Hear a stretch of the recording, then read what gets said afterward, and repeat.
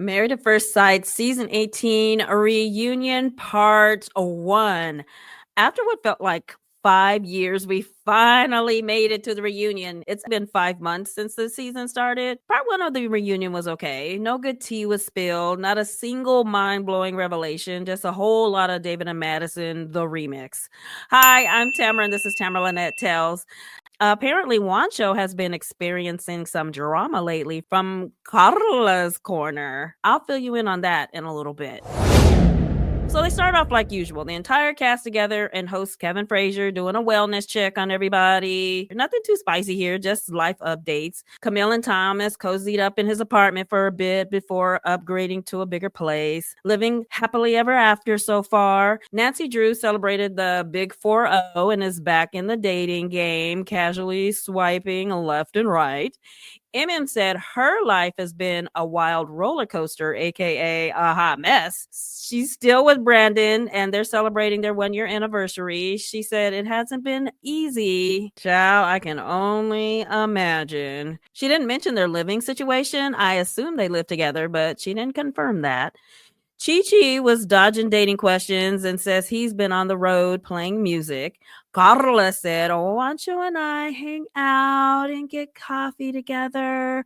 We send each other memes and we share business ideas. Meanwhile, she's single and mingling while Juancho's booed up. That's right, Juancho was in a relationship. Now, they didn't show us a picture of his girlfriend in this episode, but he recently shared some photos on his Instagram. Here they are together. They're a cute couple. So this week, Juancho hopped on Instagram to air his grievances against Karla and her family. But before he did, he posted this in his stories. It's a screenshot of an account that has been bullying him. The profile name is called No Days Off, and the caption reads, I'm healing, he's balding, life is good. So in the black over to the right, Juancho wrote, here you go, ladies and gents. This is Karla for you. Someone that's so immature, they have to create a bot account to bully me. Anyone that watched Married at First Sight knows why I wasn't attracted to Karla. On top of that, her family is trying to blackmail me because I'm being honest about my experience on Married at First Sight based on what was televised. The girl is not complying with divorce requests, although we're protected by contract. Karla has no issues calling out others' flaws, telling them they're grimy, but when called out about her decisions on TV, she gets offended and has now created a bot account to bully me. This is sad. She came on my page to leave a crappy comment about me and my girlfriend. Sad human being. God bless her. Then he hopped on camera and said this. It's kind of long, so I just kept the juicy parts. If you looked at my last story, I really, truly hate that it has come to this. It's sad. It's sad because my experience so far on Married at First Sight has been great. I wasn't into Karla for very obvious reasons. Number one, I think she's a pretty girl, but everyone has their type and she's just not my type. She is just not my type. Physically, she's just not my type. Number two, she let her lease run out and moved into a storage unit. I get it. You wanted to save money while you're filming the show, but I wasn't very fond of that. I mean, that's just not showing me responsibility and it's not showing me stability, which I was fine with. I helped her move into the storage unit. I didn't make a big deal about that, whatever. She lost her job and she actually got fired from that job because she didn't see eye to eye with her boss. That's fine, but listen, this was all televised. Even though maybe I didn't make a huge deal out of it, you guys saw I wasn't necessarily happy. She had no plan. I asked her about her plan and she had no plan. She had a job that she booked in New York, which she didn't even have a rate for. Okay, whatever. We went on. I respected her lifestyle. Look, I respect it. I don't disrespect her lifestyle, but it doesn't align with me. I'm not into the tarot. I'm not into the burning of the sage all every day, Palo Santo. If my mom is Catholic and my brother reads tarot, it doesn't define me. We just didn't align. Like, I'm not into the crystals. It's too much. It was just too much for me. And it's not like I didn't talk about it. I did talk about it on the show. I'm not into that. You know, Karla on the show, like, you could just tell, like, she doesn't really know how to cook. I mean, in one of the episodes, she didn't know how to turn on a gas oven. You know, she didn't really help me clean the apartment much. For me personally, those are things that are core values that they weren't in line with my lifestyle. And at the end of the day, I saw no future with Karla. That's it. I don't think there's anything wrong with Karla. You know, Karla, there's a person out there for Karla, and there's a person out there for me. The worst part about this is that there's a lot of things that happen behind the scenes in confidentiality. And there's 3 things that Karla did that I should have just stepped away, but I didn't. I kept going out of respect, and I'm never going to publicly talk about those. Now, her family, obviously, you know, everyone has things that are confidential to their life. And these are confidential things that we signed NDAs and said that we weren't going to share. And they're literally blackmailing me because I'm talking my truth when being asked, why didn't you like Karla? Look, I'm not saying anything that wasn't televised. These were all things that were televised, and these were all concerns, and we talked about them. It's not like I didn't call him out on the show. I did. So now they want me to change my narrative, and they're blackmailing me. You know, they're blackmailing me and telling me that if I don't talk nice about Karla, is basically what they're saying. Like, you know, then you know, I mean, it's crazy. So, you know, I hate that this is happening. You know, like, I really thought highly of Karla and her family until now, because this is just crazy. Creating a bot account to go after me and talk crap about my girlfriend. Who knows what they're going to post on that account? And I just hate for this to go into legal. This is just crazy. I never thought that this was going to come to this. But anyways, it is what it is. And if it goes further, you know, I have a lawyer. He's already engaged, and we will go after whoever we need to go after if they're jeopardizing my integrity and reputation, you know, because this is wild. This is wild.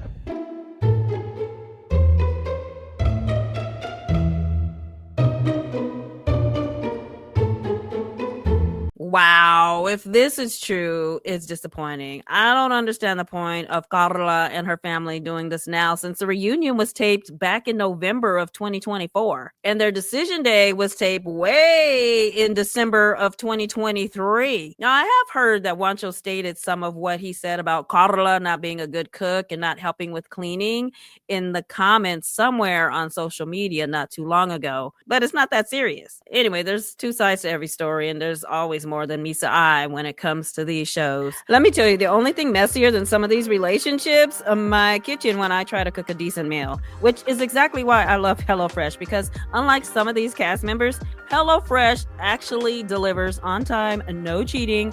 I'm preparing their shrimp spaghetti with a kick. HelloFresh makes it ridiculously easy to eat well without spending hours in the kitchen, because let's be honest, I'd rather spend my time watching these couples drama than standing in line at the grocery store. With their 15-minute meals, you get tasty, fresh, high-quality ingredients delivered right to your door, and it's literally just 3 steps to a full meal. The best part for me, these meals don't just taste amazing when you first make them, they also heat up perfectly for lunch the next day. And trust me, I know this because every time I bring my HelloFresh leftovers to work, my coworkers suddenly start hovering around asking what I'm having for lunch. It's called HelloFresh, Earl. Get your own. And if you want to get your own, you can get up to 10 free meals and free shipping on your first box at HelloFresh.com with code TLT10FM.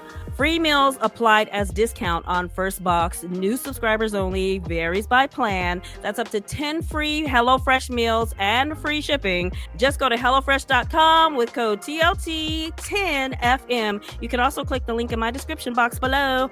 Bon appetit. So moving on, Allen's love life was interesting. He had a whole matchmaker moment before Married at First Sight, apparently. Then one of his matches hit him up the day before his wedding, like, I'm ready for a second date. And he's like, girl, I'm getting married. So they stayed in contact somehow and are in a relationship now. So it wasn't clear if they were communicating during the show, but it was only 8 weeks. He could have just hit pause for a moment, then reached back out afterwards. And then there's David and Madison. So after decision day, David moved in with Madison. No shocker there, but the hold up, oh, wait a minute moment of their after decision day chronicles is these two purchased an investment property together. And guess who made sure to announce it? David, because obviously he had something to prove. Now, here's what's strange. During the season, David was singing a very different tune. He was all about needing at least 2 years to pay off student loans and get his finances in order before he could even think about buying a property. So what changed? Did he win the lottery? Secret trust fund? Madison's credit score? I need details on this sudden real estate mogul transformation because the math is not mathing. You know, Kevin had to dig into their little scandal. He asked when they realized they had a spark. And Madison, staying on script, said it happened at the gym around week 3. Meanwhile, David, completely missing the assignment, slipped up and said he felt a connection on the honeymoon. He said he thought to himself, damn, why wasn't she the one who walked down the aisle? Boom! Shot fired at Nancy. Nancy, who, by the way, was glowing, looking better than she did on her wedding day. You better work that dress and makeup, girl. Meanwhile, Alan was not going to let David off the hook, questioning how he could chill and have beers with him while stealing his wife. And David went into his whole as a man this and as a man that speech, and as a man, I shouldn't have done that. Hey, I shot my shot, which felt oddly edited. Like we clearly missed a chunk of that conversation, or that was just a weird way he communicated. So Kevin then turned to Nancy to ask why she kept digging into the text message. And she said, because the more I asked, the more lies he told. Seriously, like, make it make sense, David. So David said he thought after the first lie, she would have dropped it. And Nancy said, well, you don't know me very well. That's accurate. That's actually true because you shut him out early on, girly. Let's not forget that part. I'm not Team David or Team Nancy. They both behave poorly in this relationship. For me, she doesn't get a pass because he stepped out on her, nor am I saying she deserved to be stepped out on. But I can definitely see both sides. Then they showed a clip of Madison going off about Nancy. After Nancy confronted her about the text message at the retreat, Madison went in. She's grasping for straws. She should have come to me off camera. This was just her chance for her to come at me with something. This is childish. She's immature. Keep my name out your mouth. I mean, Madison put on her stiletto and dug into her lie deep. She was digging so deep, it got to the point where it felt like she was starting to believe her own dang lies. Given Madison's situation, and clearly all of that was unnecessary. She could have just said something like, I can't read David's mind and know who he was trying to text. I wish she would just keep her investigation between her and her husband. And then save her little rant about Nancy for pillow talk with David the next time they got busy. So when Kevin asked Nancy for a response, she said, I think she said it loud and clear, so I'm just going to shut my immature ass up. I have to give it to her. Nancy is quick on her feet when it comes to her comebacks and questions. By not attacking Madison for what she said, it just made Madison look even worse. But after a year, Madison still can't handle the smoke for her actions. She was like, I'm not here to rehash things. Nancy said, I think that this is what this is for. Okay, where you been, Madison? The reunion is all about rehashing what happened during the season and getting answers to the unanswered questions with little sprinkles of what are you up to now? So Madison told Nancy, I don't know why you tried to ride out the 8 weeks. Nancy said, oh, why did you guys? Well, I was trying. I was trying. In the beginning. Madison, you got your nerve asking why Nancy tried to ride out the 8 weeks. You were the one having an affair with David. Why were you trying to ride out the 8 weeks with Allen? So Madison said she and David talked every day. She claims when she was out late at night, most of those nights she wasn't with David. She only admitted to being with him the night of she and Allen's transactional sex fight. I'm not buying this story either. During the season, she and David talked about how much fun they had hanging out with each other's friends. So Wancho said after seeing the David and Allen situation, it was hard to trust David again. But like 5 minutes later, Emem asked David and Madison about the rings they were wearing, and Madison said they were a sign of their commitment. And when they went to get them, Wancho was with them. Wancho had his cell phone out, recording them and everything. In other words, he got over his little mistrust moment of David pretty quick.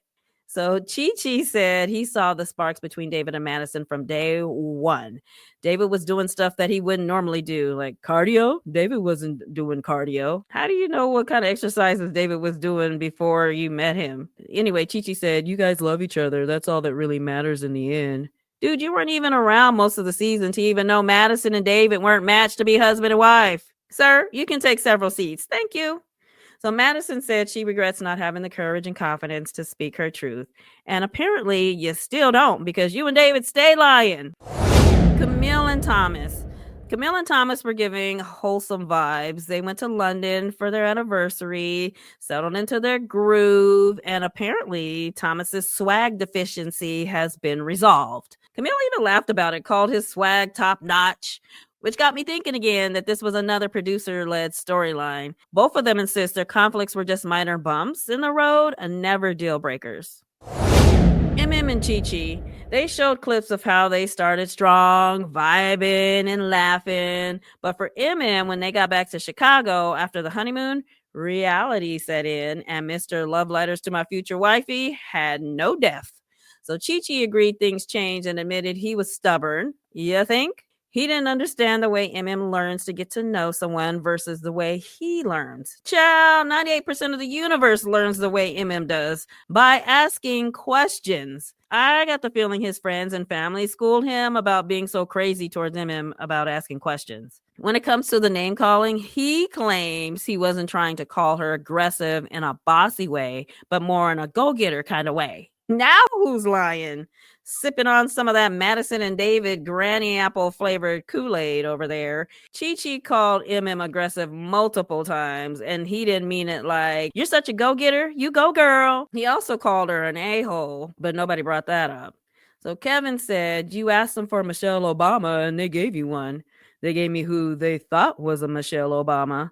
When Kevin asked him to describe Michelle Obama, he couldn't. All he could talk about was Barack and Michelle or vibe. No wonder he didn't get who he wanted. He can't describe who he's looking for other than saying Michelle Obama. But something tells me Michelle Obama types are not looking for you, sir.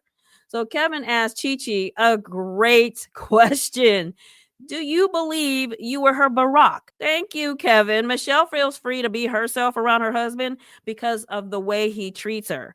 So at least Chi was honest and answered no to being Barack. Emem was like, I second that. My words, not hers. There was nothing presidential about the way Chi behaved. He wants a first lady, but behaves like an inmate. So Kevin asked about the violating consent comment, and Chi was carrying on about how he wanted to wait for intimacy, take his time, blah, blah, blah. Emem said it's about mixed signals. There was sexual contact made by Chi on the honeymoon. Sexual contact? Kevin, I'm gonna need you to ask for explicit details on what she means, sir. Is she referring to when Chi placed her hand on his disco stick, or was there more? I can't believe he allowed that comment to just drift into the abyss without a follow-up question. Anyway, Emem said there was sexual contact initiated by Chi. Then when she initiated, he said no. And when she asked why, he said, I'm traumatized. Traumatized by what? We never got to hear what traumatized him. The storytelling here was so awful. There were too many things that were allowed to be said without clarification, or clarification we didn't get to hear anyway.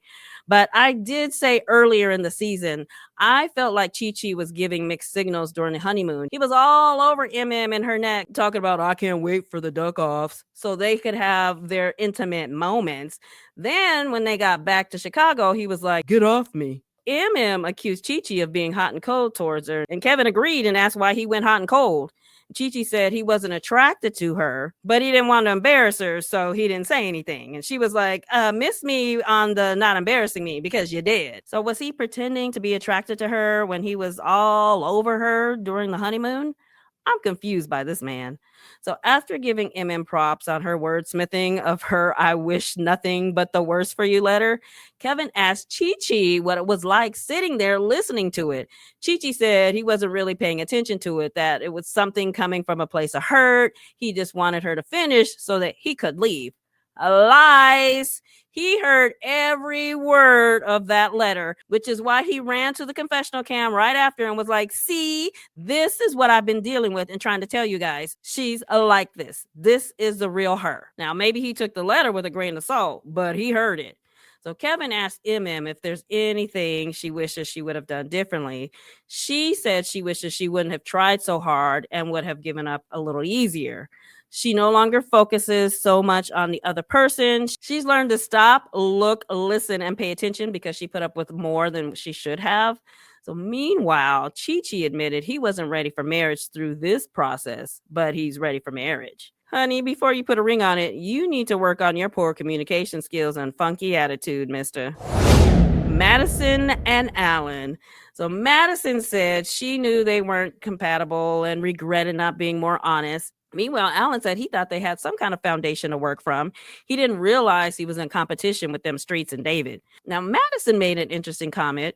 She wished the couples didn't get to interact as much as they did. She said the girls' outings were bitch sessions, and when the couples were together, they poked and prodded in each other's business. She said those get-togethers caused her anxiety. Now, I've heard people accuse her of deflecting by making this statement. I feel like she's deflecting and combining two separate issues. Not only have other previous cast members said the same thing, but I've said it myself for years. They need to stop having the cast intermingle as much as they do. In the first seasons, this wasn't allowed. So it's true, if the show stuck to their roots, she never would have met David until later. However, they do intermingle the cast, so her actions are her responsibility. What she did was her choice, not the show's choice. Even if the affair with David wouldn't have happened, she still would have been out in them streets, so an affair with someone else still could have jumped off. She did admit Allen deserves more than what I gave him. He could yell at me and say mean things, but he continues to give me grace and be the bigger person. She was scared and didn't have it in her to be honest about David. Girl, next time you need to find your courage because you made it much worse by not being honest. So Kevin asked about Allen's new girlfriend, and Madison says she hasn't met her yet, but she's excited to meet her. And apparently the girlfriend said she's excited to meet Madison. Allen's girlfriend probably wants to thank Madison for being an awful wife and leaving the door wide open for her to walk through. In the end, Madison said, I wish him well. He's our quirky, funny Champagne Allen. Now, that's what you call an inside joke. I wish they showed more of those moments when the cast has unproduced fun with each other. Where did that nickname come from and why? I want to know. So Allen said he wishes Madison everything she already has, meaning she's happy with David and hopes it will stay that way. To me, it feels like Madison is more upset about getting caught and the embarrassment it caused her, more so than the pain she caused Allen and embarrassing him. Meanwhile, Allen has clearly moved on and appears to be okay, but still a little hurt for being betrayed by Madison and David, people he thought were his friends. Ladies' night. So Kevin got all the ladies together. He asked who gives the best advice, and everyone practically said in unison, Camille. She seems to have remained friends with everybody. They said Karla is the life of the party, and Madison got a shout out for being the life of the party for being the shot girl. Camille said something to the effect of, if you hang out with Madison, she's going to get you drunk. I don't know if that's a good thing or a compliment, but she said what she said. So everyone keeps in touch except for Madison and Nancy, which is not a shock. Kevin asked Karla, since she was out with David and Madison the night of the text, if she suspected anything. Karla said, I think when you disappeared, I was like, but I didn't want to say anything and put that energy out there. Yeah, I think Karla was picking up on their sexual tension for sure. So Madison said, the honest truth was my phone got stolen. David may have been around me while I was looking for it, but I was focused on finding my phone. Show me the Verizon bill for having to replace your phone. I'm not buying anything you're trying to sell, sister. Then Kevin asked Nancy what is still bothering her about the Madison and David situation. She said the timeline is off. There she goes, Nancy Druin again. Then she brought up the clip they showed at the top of the show where Madison was calling Nancy immature. She said, hearing Madison say all these things about me was hurtful. She was still lying, and for her to say those things and to continue to shart on me makes me angry. Madison said something like, after I said those things, I apologized. I'm sure there are things everyone said that we aren't going to like, but we have to get past it. Oh, I think that was a shot at how mean Nancy was to David in the beginning. Like he had to get past it. But Madison just should have said that straight up rather than make it seem like they all talk crap about each other behind their backs. Nancy and David.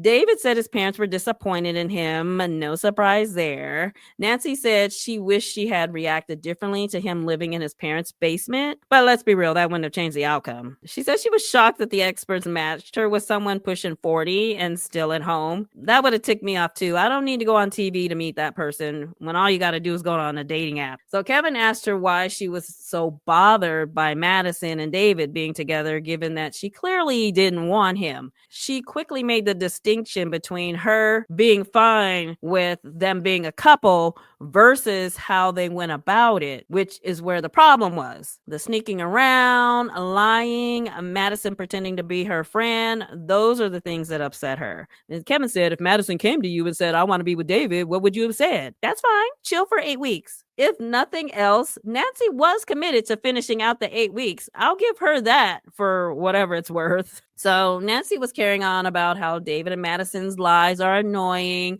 their timeline and stories are not accurate. Kevin hopped in and got on David because it's obvious he and Madison are still lying. So apparently their story is that prior to David's text message, Madison and David weren't fooling around. Right. Like that text was his opening line. So Kevin was like, I don't believe it either. What is the problem with clarifying the timeline? Is your timeline true? Were you and Madison together? This is our moment. This is it right here. This is a moment of truth where you can settle this once and for all in front of the world. This is why we are here. This is your moment of truth. Were you two together during that text message? So they left it on a cliffhanger, but I believe David is going to stick to his lie. He's been lying all this time. It's been a year, so why stop lying now? And it would make Madison look worse if he admitted they were fooling around since early on, and he's going to protect Madison over anything or anybody else. Overall, this episode wasn't very fulfilling. I don't think we learned anything we didn't already know or assume. Next week's episode looks a little spicy, but then so did this one from last week's previews. So there's that. We'll have to see what happens. In the meantime, that's all I have for now. Thanks for hanging out with me, and I'll see you in my next video.